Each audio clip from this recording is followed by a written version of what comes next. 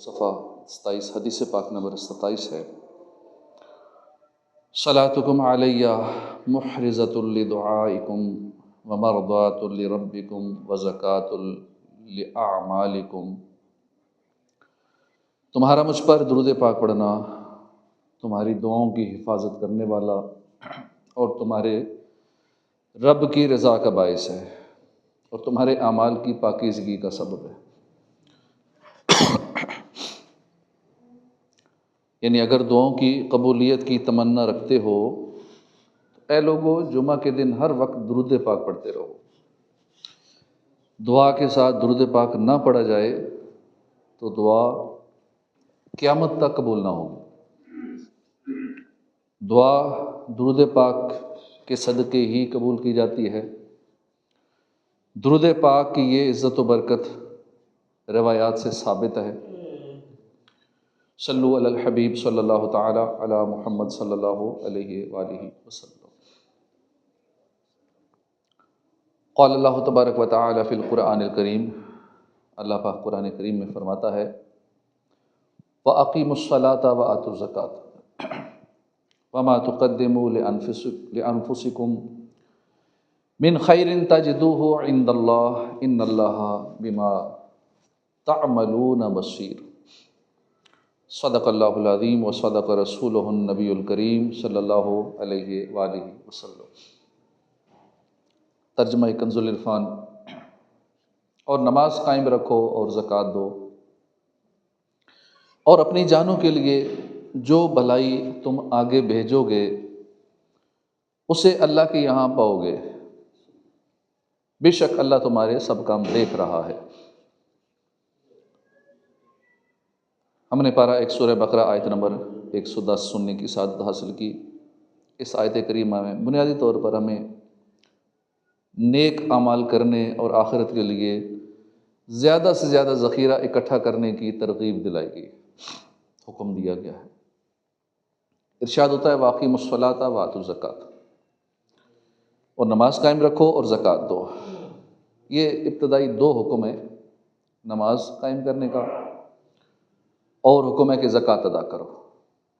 اب چونکہ یہ دونوں بڑی اہم عبادات ہیں اس لیے ان کا الگ سے ذکر ہوا، اور پھر فرمایا کہ وَمَا تُقَدِّمُوا لِأَنفُسِکُم مِّن خَیْرٍ تَجِدُوهُ عِندَ اللَّهِ إِنَّ اللَّهَ بِمَا تَعْمَلُونَ بَصِیرٌ، اور اپنی جانوں کے لیے جو بھلائی تم آگے بھیجو گے، آگے جو ہم بھیج رہے ہیں وہ اپنے لیے بھیج رہے ہیں، اپنی جانوں کے لیے، اپنے فائدے کے لیے بھیج رہے ہیں، جو بھلائی تم آگے بھیجو گے وہ اللہ کے ہاں سٹور ہو رہی ہے، اسے اللہ کے یہاں پاؤ گے، بے شک اللہ تمہارے سب کام دیکھ رہا ہے۔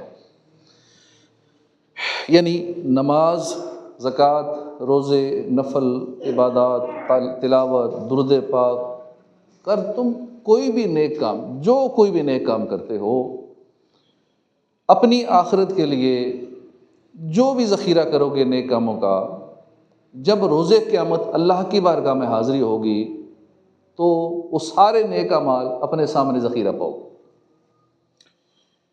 یہاں ایک بڑی خوبصورت بات ہے، ہمارے جو اعمال ہیں اس دنیا میں ہمیں نظر نہیں آتے۔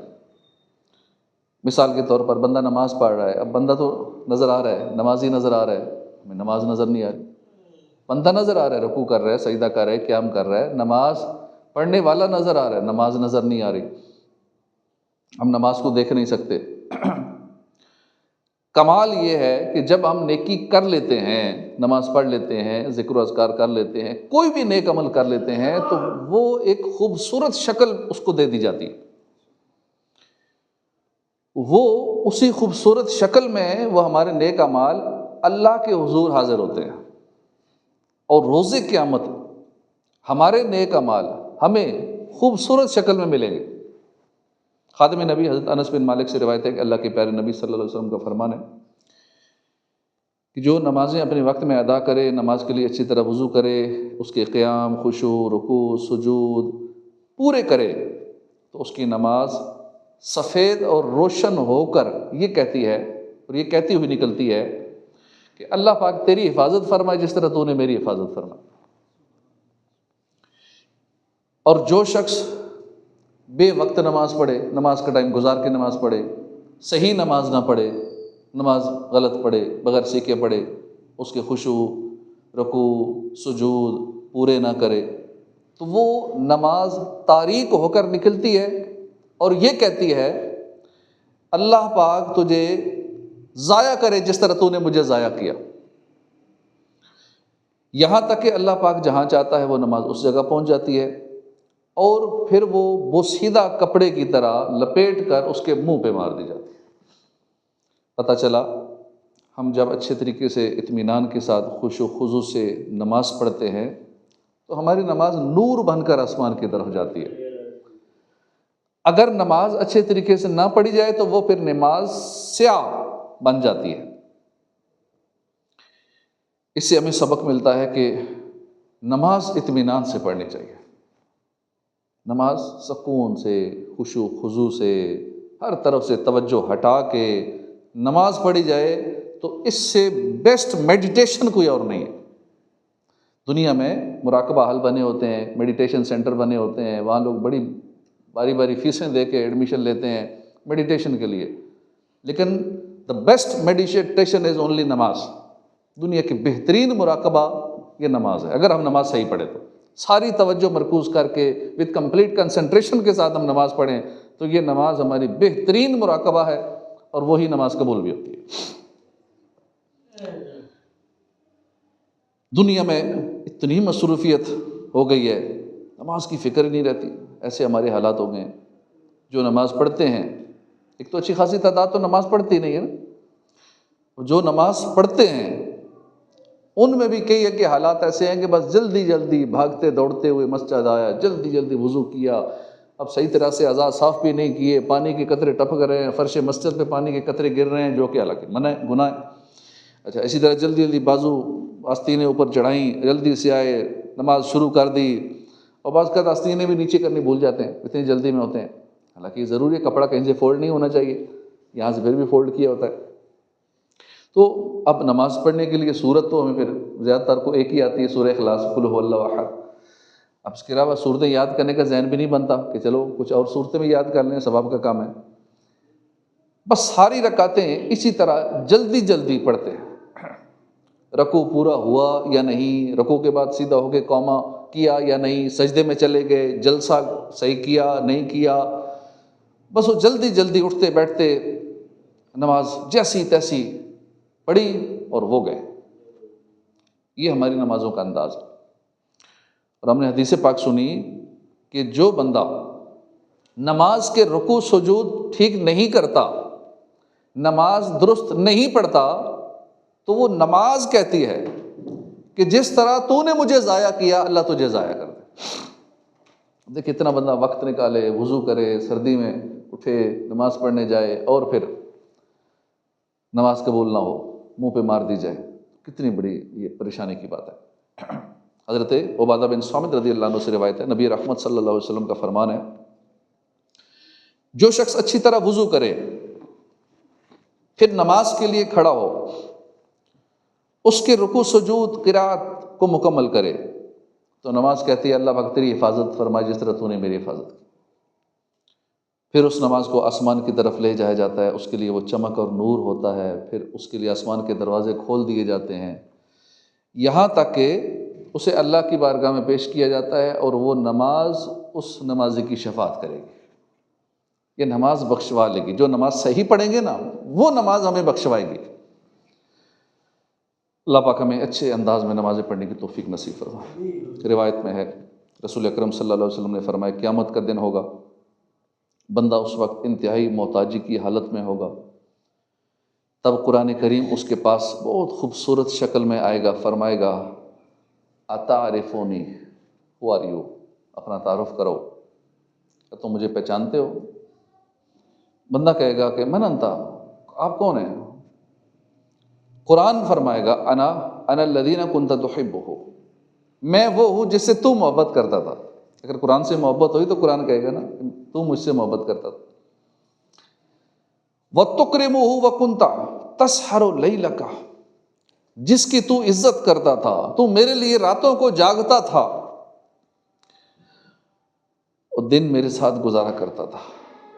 اب بندہ سمجھ جائے گا، بندہ کہے گا اللہ اللہ کل قرآن، اچھا تو قرآن ہے۔ اب قرآن کریم جو اس وقت انتہائی خوبصورت شکل و صورت میں ہوگا، اس بندے کا ہاتھ تھام لے گا اور اللہ پاک سے اس کو انعامات دلوائے گا۔ ایک روایت میں اللہ کے آخری نبی صلی اللہ علیہ وسلم نے فرمایا کہ جو بندہ دن اور رات میں قرآن کریم کی تلاوت کرتا ہے، اس کے حرام کو حرام جانتا ہے، حلال کو حلال جانتا ہے، تو اللہ پاک فرشتوں کو اس کا ساتھی بنا دیتا ہے۔ جب قیامت کا دن ہوگا، قرآن کریم اس بندے کے لیے اللہ کی بارگاہ میں دلائل دے گا۔ قرآن کہے گا کہ اے رب کریم، ہر شخص دنیا میں اپنے کام کی اجرت لیتا تھا، مگر فلاں شخص وہ دن رات میری تلاوت کرتا تھا، میرے حلال کو حلال، حرام کو حرام جانتا تھا، یا رب آج اس کو اجر عطا فرما۔ قرآن کریم کی عرض پر اس بندے کو تاج شاہی پہنایا جائے گا، اس کو کرامت کا حلہ پہنایا جائے گا۔ پھر قرآن اللہ کریم سے، پھر اللہ پاک قرآن کریم سے فرمائے گا کہ حل ردیتا، اے قرآن کیا تو راضی ہے؟ قرآن کریم کہے گا کہ یا رب اس کو اس سے بھی افضل اجر عطا فرما۔ اب اس بندے کو بادشاہت عطا کر دی جائے گی، اس بندے کو جنت عطا کر دی جائے گی۔ پھر قرآن کریم سے کہا جائے گا حل ردیتا، اے قرآن کیا اب تو راضی ہے؟ قرآن کہے گا ہاں یا رب اب میں راضی ہوں۔ دیکھو نا تلاوت کرنے والا کتنا خوش نصیب ہے کہ یہ تلاوت کرنے والا اس کو قرآن اللہ پاک سے بخشوائے گا اور اس کو قرآن جنت تک پہنچائے گا۔ تو پتہ چلا جو قرآن کریم کی تلاوت کرتا ہے، قرآن کریم روز قیامت اسے انتہائی خوبصورت شکل و صورت میں ملے گا، اس کی شفاعت بھی کرے گا، اللہ پاک کی رضا بھی دلوائے گا اور بندے کو جنت میں بھی پہنچائے گا۔ مزید ایک روایت سنیے، حضرت عمرو بن قیس فرماتے ہیں کہ مسلمان جب اپنی قبر سے نکلے گا تو اس کا خوبصورت عمل جو ہے وہ ایک خوبصورت شکل اور بہترین خوشبو کی صورت میں اس کا استقبال کرے گا اور اسے پوچھے گا تم مجھے پہچانتے ہو؟ بندہ کہے گا تم بہت خوبصورت ہو، بہت خوشبودار بھی ہو، مگر میں تمہیں پہچانتا نہیں۔ اس کا اچھا عمل کہے گا دنیا میں تم بھی اسی طرح تھے، تمہاری خوشبو یعنی تمہارا کردار بہت اچھا تھا، پیارا تھا، تمہاری سیرت، تمہارے اعمال بہت پیارے تھے، میں تمہارا نیک عمل ہوں، جب تک تم دنیا میں رہے میں تم پر سوار رہا ہوں، یعنی تمہیں خواہشات سے روک کے رکھا میں نے، تمہیں نیکیوں میں نے مصروف رکھا، آج تم میرے اوپر سوار ہو۔ یہ ہے نیک اعمال۔ رب کریم نے فرمایا وَمَا تُقَدِّمُوا لِأَنفُسِكُمْ مِنْ خَيْرٍ تَجِدُوهُ عِنْدَ اللَّهِ، اور اپنی جانوں کے لیے جو بھلائی تم آگے بھیجو گے اسے اللہ کے ہاں پاؤ گے۔ پتہ چلا ہم جو بھی نیکیاں کریں گے وہ نیکیاں روز قیامت بڑی خوبصورت شکل و صورت میں ہم اپنے سامنے پائیں گے۔ پھر ہمارے اعمال ہماری شفاعت کریں گے، اللہ پاک سے ہمیں انعامات دلوائیں گے، اللہ پاک سے ہمیں جنت دلوائیں گے۔ الحمدللہ رجب کی آمد ہو چکی ہے۔ رجب بڑا بابرکت مہینہ ہے، عزت والا، حرمت والا مہینہ ہے۔ حضرت انس بن مالک فرماتے ہیں رجب شریف کا مہینہ آتا تو پیارے آقا صلی اللہ علیہ وسلم یہ دعا مانگا کرتے تھے اللہم بارک لنا فی رجب و شعبان و بلغنا رمضان۔ آئیے ہم سب مل کے ہم بھی مانگ لیتے ہیں اللہم بارک لنا فی رجب و شعبان و بلغنا رمضان، آمین بجاہ النبی الامین صلی اللہ علیہ وسلم۔ حدیث پاکی شرح میں مفتی احمد یار خان نعیمی فرماتے ہیں کہ اس دعائے مصطفیٰ کا مطلب یہ ہے کہ اے اللہ پاک رجب میں ہماری عبادتوں میں برکت عطا فرما اور شعبان میں خشوع و خضوع عطا کر، اور رمضان کو پانا، اس میں روزے رکھنا اور راتوں کو عبادت کرنا نصیب فرما۔ صوفیہ اکرام فرماتے ہیں رجب بیج بونے کا مہینہ ہے، شعبان آبپاشی کا مہینہ ہے، پانی دینے کا مہینہ ہے، اور رمضان فصل کاٹنے کا مہینہ ہے۔ رجب میں نوافل میں خوب کوشش کرو، شعبان میں اپنے گناہوں پر آنسو بہو، رمضان میں اللہ کو راضی کر کے اس کھیتی کو خیریت سے کاٹو۔ میں رحمت مغفرت دوزخ سے آزادی کا سائل ہوں، ماہ رمضان کے صدقے میں فرما دے کرم مولا، عبادت میں ریاضت میں تلاوت میں لگا دے دل، رجب کا واسطہ دیتا ہوں فرما دے کرم مولا۔ اب دیکھیے بالکل سادہ سی مثال ہے کہ جو بچہ محنت کرتا ہے، اسکول جاتا ہے، پڑھتا ہے، اب اسی کو کچھ پھل ملتا ہے، ڈگری ملتی ہے، سند ملتی ہے آج کل کے حساب سے۔ اب کچھ نہ کرے، جو ٹائم ویسٹ کرے وہ کچھ نہیں سیکھ پاتا۔ وقت ضائع کرنے والا اسے کچھ نہیں ملتا، نہ کچھ سیکھتا ہے، نہ کوئی اس کو سرٹیفکیٹ ملتا ہے، نہ ڈگری ملتی ہے۔ حدیث سے پاک ہے کہ عقل مند وہ ہے جو اپنا جائزہ لے اور موت کے بعد کے لیے عمل کرے۔ عقل مند وہ نہیں جو صرف دنیا بنانے کا سوچتا رہے کہ میں نے صرف ملینئر بننا ہے، میں نے صرف بلینئر بننا ہے، میں نے یہ پانا ہے، وہ پانا ہے، یہاں تک پہنچنا ہے، یہ عہدہ پانا ہے۔ دنیا میں کی دوڑ میں لگ گئے تو پھر کبھی بھی جیت نہیں سکیں گے۔ جس کو فالو کریں گے نا وہاں تک پہنچیں گے تو آگے پھر ایک اور دوڑ شروع ہو جائے گی، اس سے بڑا امیر مل جائے گا۔ اس لیے بس اس دوڑ میں تھک جائیں گے اور قبر میں اتر جائیں گے۔ اس لیے اگر دوڑ لگانی ہے نا، کمپٹیشن کرنا ہے تو ہمیں آخرت کے حوالے سے کرنا ہے کہ فلاں اتنی نیکیاں کرتا ہے، میں نے اتنی کرنی ہے، فلاں اتنی عبادت کرتا ہے، میں نے اتنی عبادت کرنی ہے، میں نے آخرت کی تیاری کرنی ہے۔ ہاں آخرت کے معاملے میں مقابلہ کرنا چاہیے، دنیا کے مقابلے میں پڑے تو ویسی تھوڑی سی زندگی ہے، تھک جائیں گے اور ہار جائیں گے۔ بالفرض وہ مقصد اچیو کر بھی لیا تو بھی ہار جائیں گے نا، پھر بھی مرنا ہے، ایک دن مرنا ہے، آخر موت ہے۔ تو اس لیے اس کمپٹیشن میں پڑھنے کی بجائے نیکیوں کے کمپٹیشن میں پڑھنا چاہیے تاکہ ٹائم ضائع نہ ہو۔ اور جن کی عمر 25 30 35 سال ہو گئی ان کے پاس ویسے ہی ٹائم شارٹ ہے، آدھی تو گزر گئی۔ اور جب بال سفید ہو گئے پھر تو بالکل اینڈ ہے۔ بال سفید ہونا یہ موت کے قاصد ہے، ایک بال آ جائے نا تو وہی کافی ہوتا ہے کہ بس اب تیار ہو جاؤ۔ اب جس کے بعد کا سارے بھی سفید ہوتے ہیں پھر بھی بندہ دنیا کی امید لگائے بیٹھا ہوتا ہے، پھر بھی آخرت کی رت سوچ نہیں جاتی، پھر بھی دنیا ہی کا سوچ رہا ہوتا ہے۔ تو عقل مند وہ ہے کہ جو موت کے بعد کے لیے عمل کرے، بے وقوف وہ ہے جو نفسانی خواہشات کے پیچھے چلتا رہے، نفسانی خواہشات کے پیچھے چلے اور پھر جنت کی تمنا رکھے کہ اللہ کی ماننی بھی نہیں ہے، ماننی اپنے نفس کی ہے اور امید جنت کی رکھے، وہ بے وقوف ہے۔ علماء کرام بڑی پیاری مثال دیتے ہیں، کہتے ہیں کہ جو بندہ گناہوں میں مصروف رہے اور جنت کی تمنا بھی کرے، وہ خشکی پر کشتی چلانے کی تمنا رکھتا ہے۔ کہتے ہیں نا اپنے اہداف وہ بنانے چاہیے، اپنے گولز وہ بنانے چاہیے جو اچیویبل ہو، جو کر سکتے ہوں۔ ایسے ہی بس جیسے بھی نیا سال شروع ہوا بہت سارے لوگوں نے وہ اپنے گول سیٹ کیے ہوں گے، ریزولوشن بنائے ہوں گے، اچھی بات ہے، بنانے چاہیے، اور اس میں موت کو بھی رکھ لینا چاہیے، اپنی عبادات کو بھی رکھ لینا چاہیے، قرآن پاک کی تلاوت کو بھی رکھنا چاہیے کہ اس سال میں نے اتنی تلاوت کرنی ہے، اتنا ذکر و اذکار کرنا ہے، اتنے درود پاک پڑھنے ہیں، اتنے فرض علوم سیکھنے ہیں، قرآن مجید تجوید کے ساتھ درست مخارج کے ساتھ سیکھنا ہے۔ تو اپنی اس طرح کے گولز رکھے نا، ٹھیک ہے، دیگر بھی گولز رکھنے ہیں کہ اپنی معاشی حالت ٹھیک کرنی ہے، میں نے اس سال اتنی ارننگ کرنی ہے، اتنے اسکل سیکھنے ہیں۔ اب اس میں بھی بعض اوقات لوگ وہ گول رکھ لیتے ہیں جو اچیویبل نہیں ہوتا، جو گراؤنڈ ریئلٹی سے ہٹ کے ہوتا ہے کہ میں نے جی اتنے کروڑ کمانا ہے، میں نے اتنے ارب بنانا ہے، میں نے ایلن مسک کی طرح بننا ہے۔ ہمارے پورے پاکستان کی جی ڈی پی جو ہے پورے ملک کی $408 بلین بنتی ہے، تو اس اکیلے کی $700 بلین سے اوپر ہے پرسنل ایک بندے کی ورتھ، اور ہماری جتنی پورے ملک کی بنتی ہے اس سے آدھی۔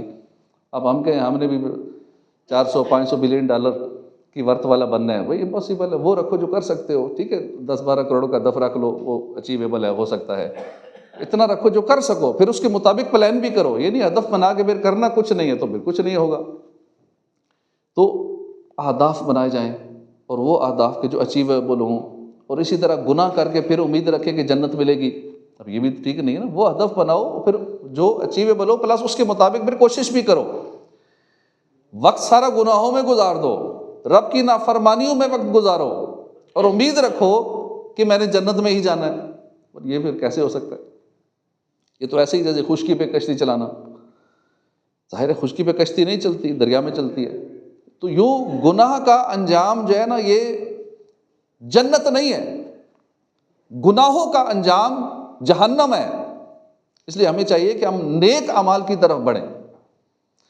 ایک شہر کے بارے میں بتایا جاتا ہے کہ وہاں کا رول تھا، عجیب و غریب قانون تھا کہ سال کے آخر میں جو بھی کوئی اجنبی شخص شہر کے مین دروازے سے پہلے داخل ہوتا تھا اس کو وہ اپنا بادشاہ بنا لیتے تھے۔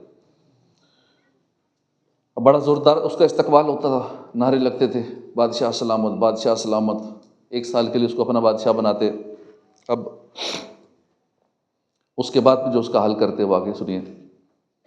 تو ایک دن دور دراز کے علاقے سے ایک نوجوان اس شہر میں داخل ہوا، لوگوں نے اسے دیکھا، بادشاہ سلامت، بادشاہ سلامت کر کے اس کا استقبال کیا، نعرے شعرے لگائے، شہر میں لے گئے، بادشاہ کی کرسی پہ بٹھا دیا۔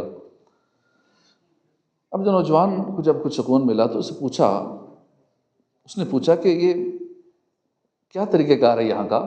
بادشاہ تو بناتے ہو، پچھلے رول بھی بتا دو، جس کو بادشاہ بناتے ہو پھر آگے کیا کرتے ہو، پھر پچھلے بادشاہوں کے ساتھ کیا ہوا؟ لوگوں نے بتایا کہ سال کے آخر میں اس شہر میں پہلی مرتبہ داخل ہونے والا جو بھی شخص ہو، اجنبی شخص ہو، اس کو ہم اپنا بادشاہ بنا لیتے ہیں اور پھر ایک سال کے لیے بناتے ہیں۔ جب ایک سال گزر جاتا ہے تو اس کو پھر ہاتھ پاؤں باندھ کے جنگل میں چھوڑ آتے ہیں اور پھر وہاں جنگلی درندے وغیرہ اسے، سانپ، بچھو، درندے اسے مار ڈالتے ہیں، اسے ہلاک کر کے کھا جاتے ہیں۔ نوجوان نے جب یہ سنا تو بڑا خوفزدہ ہوا، لیکن خود کو سنبھالتے ہوئے کہا کہ مجھے وہ جگہ دکھاؤ جہاں پہ تم لے جاتے ہو اور وہاں چھوڑ آتے ہو، اس کے بعد پھر درندے وغیرہ اسے ہلاک کر دیتے ہیں۔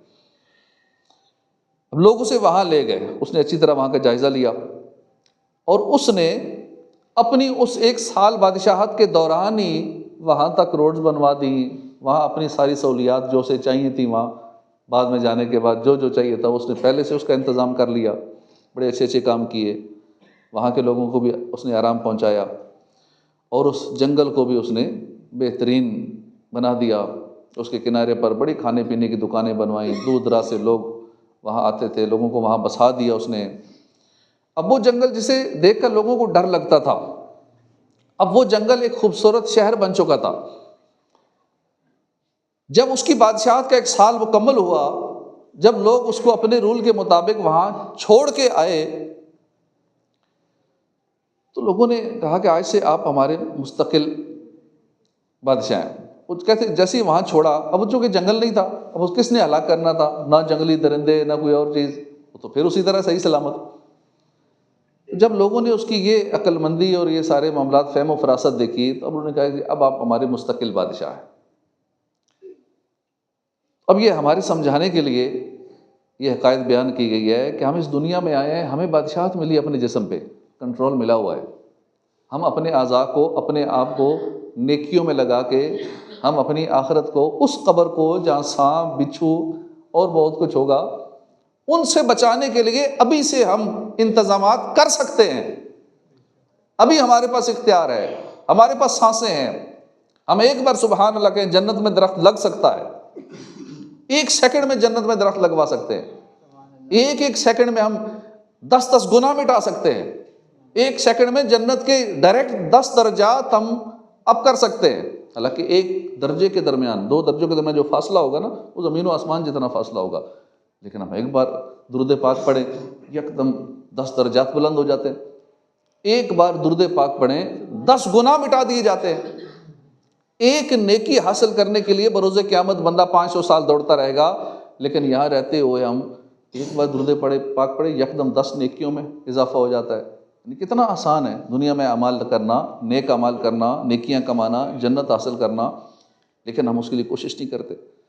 حدیث پاک ہے کہ جس کے لیے بھلائی کا دروازہ کھول دیا جائے اسے چاہیے کہ لپک کے اس میں داخل ہو جائے، جیسے ہی نیکی کا موقع ملے فوراً نیکی کر لے، پیچھے نہ رہے، کیونکہ وہ نہیں جانتا کہ کب یہ نیکی کا دروازہ اس کے لیے بند ہو جائے۔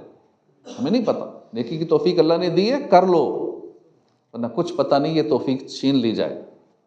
جمعے کی نماز پڑھنے آتے ہیں، اللہ کا شکر ادا کرو، موقع ملا جمعہ پڑھ لو، نمازیں پڑھ لو، کیا پتہ یہی توفیق چھن جائے، مسجد میں اللہ پاک آنے کی توفیق ہی نہ دے۔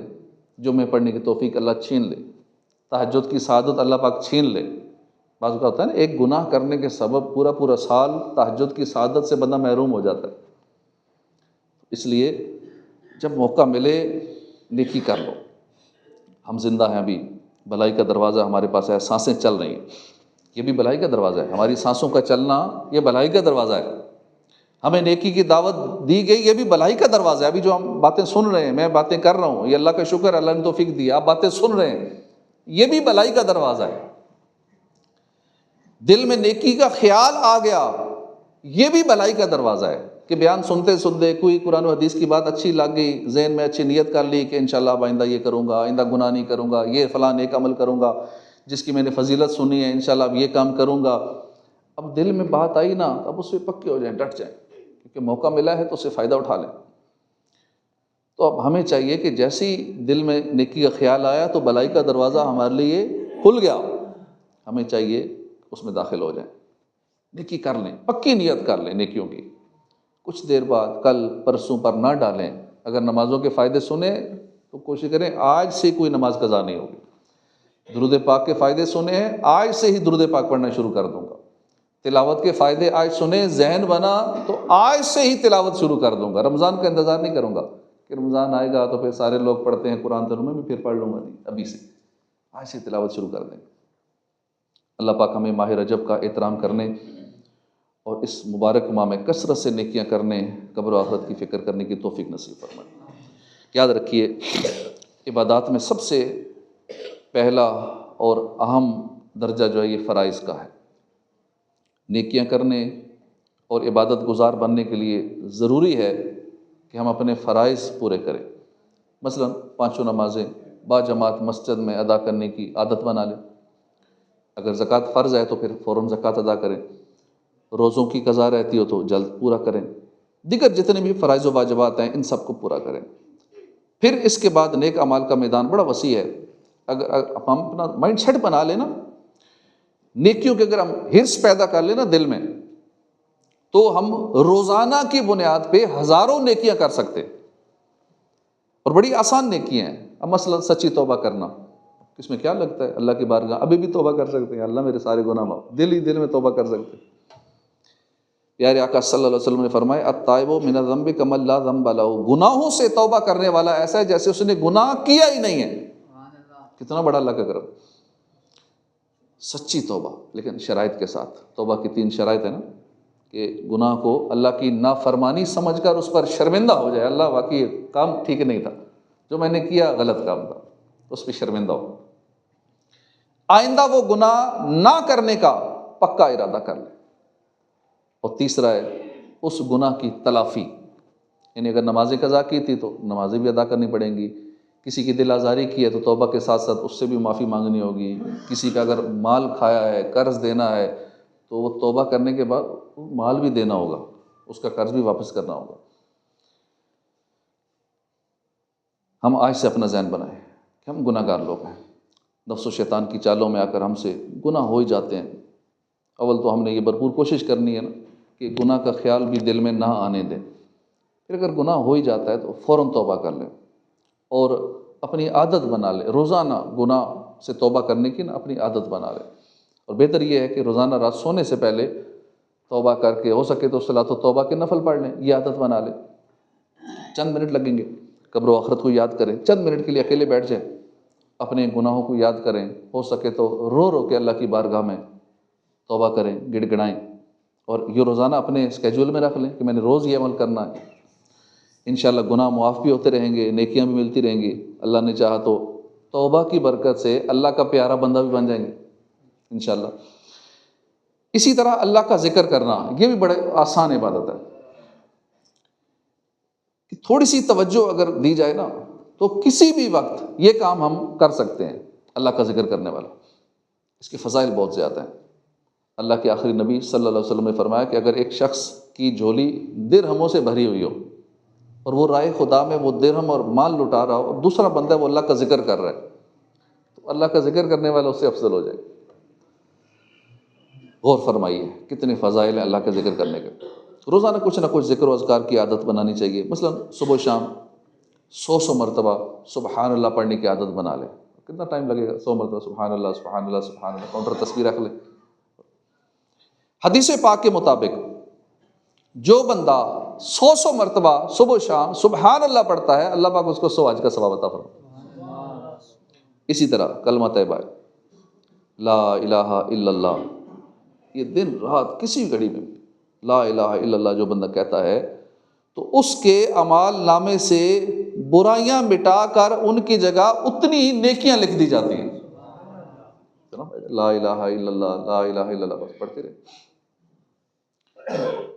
حدیث پاک میں 2 عادتیں ایسی ہیں جو بندہ ان پر ہمیشگی اختیار کرے گا وہ جنت میں داخل ہوگا. اب یہ دونوں کام بہت آسان ہیں مگر ان پر عمل کرنے والے بڑے کم ہیں. تم میں سے کوئی ہر نماز کے بعد 10 مرتبہ سبحان اللہ، 10 مرتبہ الحمدللہ، 10 مرتبہ اللہ اکبر یہ پڑھے. زبان پر یہ 150 ہیں، میزان پر یہ 1500 ہیں. کتنا آسان کام ہے، 10 مرتبہ ہم پڑھ سکتے ہیں سبحان اللہ الحمدللہ اللہ اکبر. جو 33 مرتبہ تسبیح فاطمہ پڑھنی ہے وہ بھی پڑھنی چاہیے.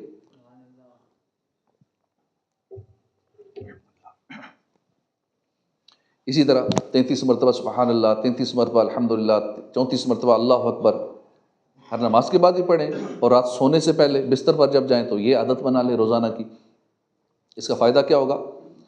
زبان پر تو یہ 100 ہیں، میزان پر یہ 1000 ہیں. حضرت سعد بن وقاص فرماتے ہیں کہ ہم آخری نبی صلی اللہ علیہ وسلم کی بارگاہ میں حاضر تھے. آپ نے فرمایا کیا تم میں سے کوئی روزانہ 1000 نیکیاں کمانے سے عاجز ہے؟ ایک شخص نے عرض کی کہ 1000 نیکیاں کیسے کما سکتا کوئی؟ فرمایا اگر بندہ 100 مرتبہ تسبیح مثلا سبحان اللہ کہے تو اس کے لیے 1000 نیکیاں لکھی جاتی ہیں، 1000 گناہ مٹا دیے جاتے ہیں. اسی طرح قرآن پاک کی تلاوت کرنا ایک ہی کار پہ 10 نیکیاں ملتی ہیں. کتنا مفت کا ثواب ہے. بندہ زبانی پڑھ رہا ہے، دیکھ کے پڑھ رہا ہے، دیکھ کے پڑھے گا تو دیکھنے کا بھی ثواب ملے گا، قرآن پاک کو دیکھنے کا بھی ثواب ہے.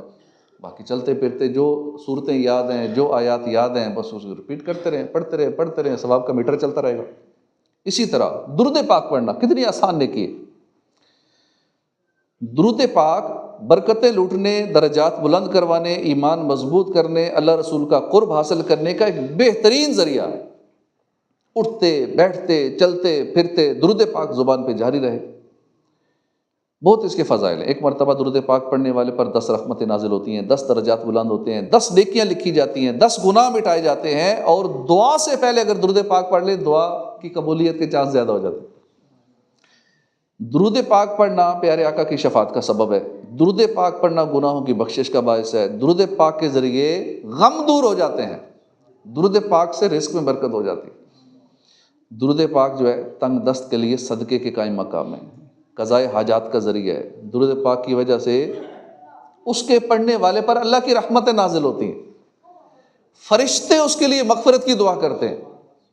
درود پاک پڑھنے والے کے لیے پاکیزگی ہے. درود پاک پڑھنے سے موت سے پہلے بندے کو جنت کی خوشخبری مل جاتی ہے. درود پاک پڑھنا قیامت کے خطرات سے نجات کا سبب ہے. درود پاک پڑھنے سے بندے کو بھولی ہوئی باتیں یاد آ جاتی ہیں. اچانک کوئی بات بھول جائے نا، درود پاک پڑھیں یاد آ جائے گی. درود پاک پڑھنے سے غربت ختم ہوتی ہے. اور یہ ایسا عمل ہے درود پاک پڑھنا جو بندے کو جنت کے راستے پہ چلا دیتا ہے. درود پاک پڑھنا یہ پل صراط پر بندے کی روشنی میں اضافہ کرتا ہے، کیونکہ پل صراط گھپ اندھیرے میں ہوگا، لیکن جو جتنا زیادہ درود پاک پڑھے گا اس کو اتنا زیادہ لائٹ ملے گی، روشنی ملے گی. درود پاک پڑھنے والے کی ذات، عمر، عمل اور بہتری کے اسباب میں برکت ہوتی ہے. درود پاک پیارے آقا صلی اللہ علیہ وسلم سے دائمی محبت اور اس میں اضافے کا سبب ہے. درود پاک پڑھنا یہ بندے کی ہدایت اور اس کی زندہ دلی کا سبب ہے. درود پاک پڑھنے والے کا یہ اعزاز ہے کہ اس کا نام حضور کی بارگاہ میں پیش کیا جاتا ہے اور ساتھ اس کے والد کا نام بھی پیش کیا جاتا ہے. درود پاک پل صراط پر ثابت قدمی اور سلامتی کے ساتھ گزر جانے کا سبب ہے. کتنے فضائل ہیں درود پاک کے. ہم یہی عادت بنا لیں، نیکیوں میں اضافہ کرنا ہے نا. 2026 میں یہ اپنا ہدف بنا لیں کہ میں نے اتنا درود پاک پڑھنا ہے، روزانہ اتنا پڑھنا ہے. کتنی آسان نیکیاں ہیں. جہاں اور اہداف بنائیں وہاں یہ بھی بنا لیں نیکیوں میں اضافہ کرنا ہے۔ آج جو ہمارے بیان کا موضوع ہے اس کا اصل مقصد عرض کرنے کا، ہم نے نیکیوں میں بھی اضافہ کرنا ہے، ٹھیک ہے؟ مال میں اضافہ کریں، اپنی ضرورت کے تحت اضافہ کریں، اور کتنا اضافہ کرنا ہے۔ بعض اوقات پوچھا جاتا ہے نا بھائی کتنا کمانا ہے، بہت کمانا ہے، کتنا کمانا ہے یہ پتہ نہیں ہوتا کتنا کمانا ہے، بس جتنا آ جائے، کروڑ آئے، ارب آئے، پھر بھی دل کرتا ہے اور آئے۔ ایک لمٹ بنا لینی چاہیے، اتنا کرنا ہے، اس سے زیادہ نہ ہو۔ اور میری ضرورت اتنی ہے، مزید اوروں کی خدمت کرنی ہے، چلو اس کو بھی دینا ہے، لاکھ لاکھ فلاں فلاں فلاں کو دینا ہے۔ 1 کروڑ ہوگا تو میں چلو 100 گھروں کو لاکھ لاکھ تقسیم کر دوں گا، غریبوں کو دے دوں گا، اتنا مسجد میں دے دوں گا، تو چلو اتنا ہے۔ کوئی ہدف بنائے نا، ٹھیک ہے جی پیسہ آ گیا پھر کیا کرو گے؟ اب یہ تو پتہ نہیں کیا کروں گا۔ پہلے سے اہداف نہیں ہوں گے تو پھر فضولیات میں ہی جائے گا، پھر عیاشیوں میں ہی جائے گا، پھر کہے گا نہیں ابھی سیکٹر 4 میں گھر 5 مرلے کا چھوٹا ہے، اب تو پھر DHA میں بیریا میں لینا چاہیے، اب تھوڑا سا اور زیادہ آ گیا تو نہیں، اب پھر تھوڑا بیرون ملک دبئی میں لینا چاہیے، پھر خواہشات بڑھتی چلی جائیں گی۔ اور وہ بھی آ جائے گا تو پھر بھی اس کی جگہ بنی ہوئی ہوگی، وہ کہاں ایڈجسٹ ہونا ہے، پھر غریبوں کو بھی بھول جائیں گے، اللہ کی راہ میں خرچ کرنے والا معاملہ بھی بھول ہی جائے گا، شاید نمازوں سے بھی دور ہو جائیں، پھر گناہوں میں پڑ جائیں۔ بعض اوقات ہمیں اللہ پاک اس لیے بھی نہیں عطا فرماتا کہ اس بندے کو اگر میں نے دے دیا تو یہ جو ابھی میری طرف آ رہا ہے نا یہ دور ہو جائے گا مجھ سے، یہ نمازیں بھی چھوڑ دے گا، یہ عیاشیوں میں پڑ جائے گا، یہ اس کو مال دینا اس کے ایمان کی بربادی کا سبب بن جائے گا۔ بعض اوقات اس وجہ سے بھی نہیں دیا جاتا۔ تو اگر مال کمانا بھی ہے تو اچھی اچھی نیتیں کر لیں گے تو انشاءاللہ امید ہے اچھا مل جائے گا، اور روزانہ اللہ کی راہ میں خرچ کرنے کا معمول بنا لیں، اس سے بھی رزق میں برکت ہوتی ہے۔ تو یہ نیکیاں کرنا آسان میں نے عرض کیا۔ اچھا اسی طرح اذان روزانہ ہم سنتے ہیں، 5 وقت اذان سنتے ہیں، یہ بھی بڑا آسان ذریعہ نیکیاں کمانے کا۔ 5 وقت کی اذان، اسی طرح 5 نمازوں کی اقامت، جو بندہ ریگولر ان کا جواب دیتا ہے اذان کا، اذان کے ٹائم لوگ باتیں کر رہے ہوتے ہیں، توجہ نہیں کرتے کہ اذان ہو رہی ہے، موبائل پہ لگے ہوتے ہیں، سوشل میڈیا پہ جو چل رہا ہے اس کو بند نہیں کرتے۔ جب اذان ہو تو خاموشی سے سارے کام کا چھوڑ دیا کرے، توجہ سے اذان کا جواب دیں۔ حدیث پاک ہے، پیارے آقا نے فرمایا اے عورتوں جب تم بلال کو اذان اور اقامت کہتے سنو تو جس طرح وہ کہتا ہے تم بھی کہو، اللہ پاک تمہارے ہر کلمے پر 1,00,000 نیکیاں لکھے گا، 1,000 درجات بلند فرمائے گا، 1,000 گناہ مٹائے گا۔ عورتوں نے عرض کی کہ یہ تو چلو عورتوں کے لیے، مردوں کے لیے کیا ہے؟ فرمایا مردوں کے لیے ڈبل ہے۔ اب کوئی بندہ 5 نمازوں اور 5 اقامت کی اگر جواب دے لیتا ہے، کیونکہ فجر کی اذان میں الصلاۃ خیر من النوم یہ بھی ایک ایکسٹرا آتا ہے، اسی طرح اقامت میں قد قامت الصلاۃ یہ بھی 2 ایکسٹرا ورڈ آ گئے، تو یہ سارے کلمات ٹوٹل اس کا کیا جائے تو بنتا ہے حساب روز کا 3,24,00,000 نیکیاں، 3,24,000 درجات بلند ہوگی، 3,24,000 گناہ معاف ہوں گی جو روزانہ صرف اذان کا جواب ریگولر دے، اذان کا اور اقامت کا جواب۔ کتنا آسان کام ہے نیکیاں کمانا۔ اللہ پاک ہمیں اس پہ عمل کی توفیق عطا فرمائے، آمین بجاہ نبی الامین صلی اللہ علیہ وسلم۔